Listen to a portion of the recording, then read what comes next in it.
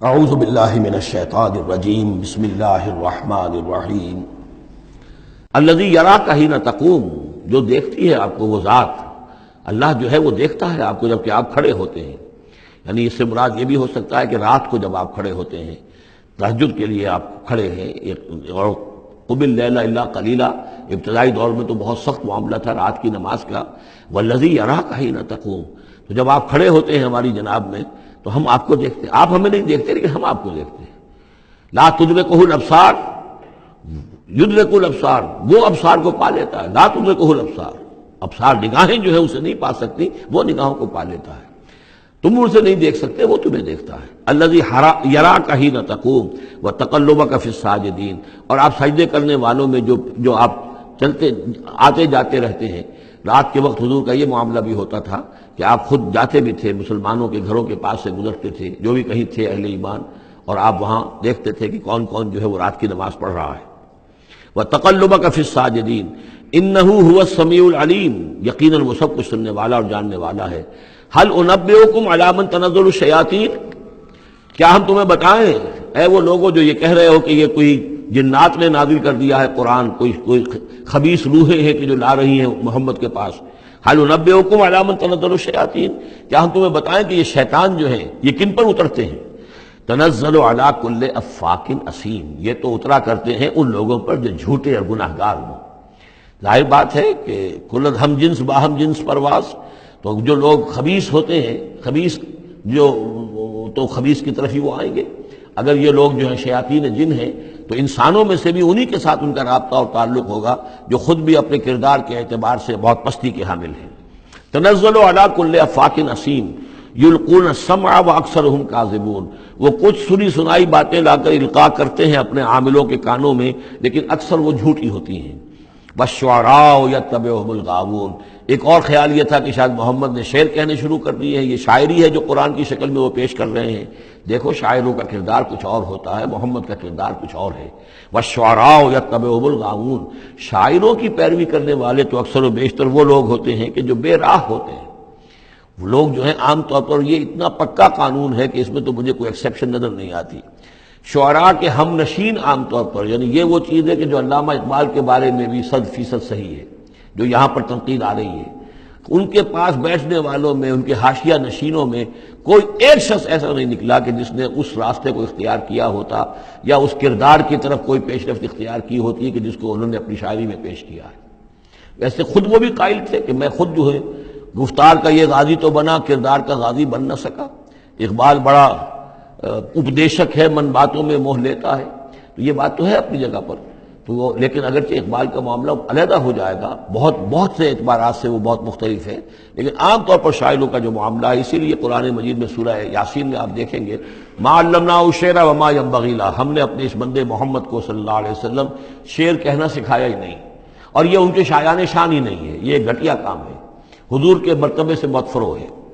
والشعراء یتبعهم الغاوون، اور شعراء کی اتباع کرنے والے تو وہی لوگ ہوتے ہیں کہ جو حد سے گزرنے والے ہوتے ہیں.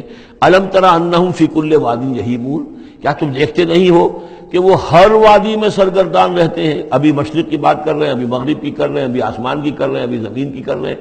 شاعر جو ہے اس کا معاملہ غزل کا ایک شعر کسی رنگ کا ہے، دوسرا شعر کسی رنگ کا ہے. وَأَنَّهُمْ يَقُولُونَ مَا لَا يَفْعَلُونَ، اور سب سے بڑی بات یہ ہے کہ وہ لوگ جو کچھ کہتے ہیں وہ کرتے نہیں، وہ کہتے ہیں جو کرتے نہیں. انسان کے قول اور عمل کا جو تضاد ہے، قول و فعل کے درمیان اگر کوئی خلیج ہے تو یہ ہے سب سے زیادہ گھٹیا چیز. انسان وہی بات کہے جو کرتا ہو، اور وہی لوگوں سے کہے کہ جو خود جس پر عامل ہو، تو اس کے اندر جو ہے صحیح نتیجہ نکلتا ہے. وَأَنَّهُمْ يَقُولُونَ مَا لَا يَفْعَلُونَ، ہاں اس میں استثناء کیا گیا ہے. إِلَّا الَّذِينَ آمَنُوا وَعَمِلُوا الصَّالِحَاتِ، سوائے ان کے جو ایمان لائیں اور نیک عمل کریں. وَذَكَرُوا اللَّهَ كَثِيرًا، اور پھر ذکر کثیر کی مداومت کریں. صرف یہ کہ ایمان لا کر اور وہ جو ہے صرف ایسے ہی نام کے مومن نہ ہو، بلکہ یہ کہ عمل صالح بھی ہو اور ذکر کثیر بھی ہو، تو پھر ایسا شاعر بھی یقیناً پھر بہت اچھا ہوگا، اور اس سے یہ ہے کہ بہت سا خیر وجود میں آئے گا. جیسے حضرت حسان ابن ثابت تھے، صحابی تھے حضور کے رضی اللہ تعالیٰ عنہ، اور وہاں چونکہ عرب میں اس وقت رواج تھا، یہ جو مشرک لوگ تھے ان کے شعراء حضور کی شان میں گستاخیاں کرتے تھے، حجب کہتے تھے، اور وہاں کے اس رواج کے مطابق پھر ضرورت پیش آئی کہ ان کے حج کا جواب دیا جائے، تو پھر حضرت حسان ابن ثابت نے یہ فریضہ نام دیا۔ دربار نبوی کے وہ شاعر تھے، اور یوں سمجھیے کہ سب سے پہلے نعت کہنے والے حضرت حسان ہیں رضی اللہ تعالی عنہ۔ لیکن یہ کہ بہرحال ان کا معاملہ جو ہے استثناء کے اندر آ جائے گا، اگرچہ ایک اعتبار سے ان کا معاملہ بھی مستثنیٰ نہیں ہے، وہ بھی میدان کے مرد نہیں تھے، وہ بہادر نہیں تھے۔ چنانچہ یہاں تک ہوا ہے کہ غزوہ احزاب میں جہاں حضور نے ایک بڑے مکان کے اندر خواتین کو جمع کر دیا تھا، وہاں انہیں پہرے پر کھڑا کر دیا۔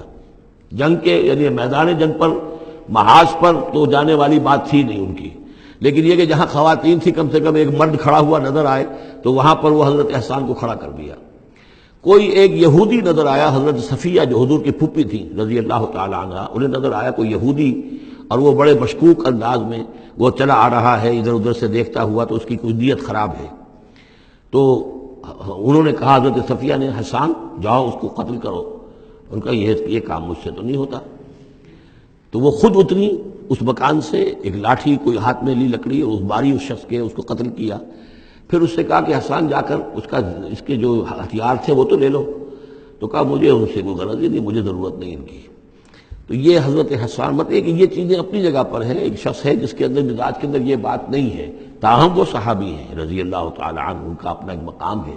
لیکن یہ کہ یہ جو شعراء والی بات جو یہاں پر ہو رہی ہے وہ کچھ اتنی پختہ ہے کہ اس میں استثناء جو ہوتا ہے اس کے اندر بھی کہیں نہ کہیں کوئی کسر رہ جاتی ہے۔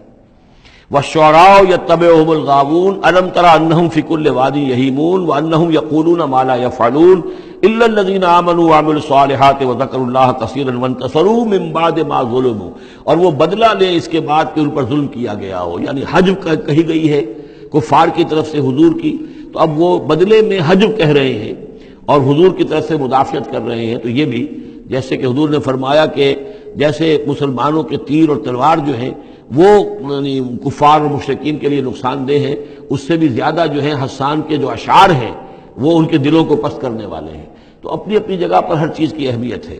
وَسَيَعْلَمُ الَّذِينَ ظَلَمُوا أَيَّ مُنقَلَبٍ يَنقَلِبُونَ، اور ان قریب جان لیں گے یہ لوگ، یہ ظالم، یہ مشرک، یہ کافر، یہ گناہگار، کہ اونٹ کس کروٹ بیٹھتا ہے۔ یہ تو محاورہ ہوا کہ کس کروٹ وہ بیٹھتے ہیں یا الٹتے ہیں، یعنی ابھی انہیں نظر نہیں آ رہا ہے، لیکن قریب وہ وقت آ جائے گا کہ وہ جو حشر جو ان کا قرآن مجید میں بیان ہو رہا ہے وہ ان کے نگاہوں کے سامنے ہوگا۔ صدق اللہ العظیم۔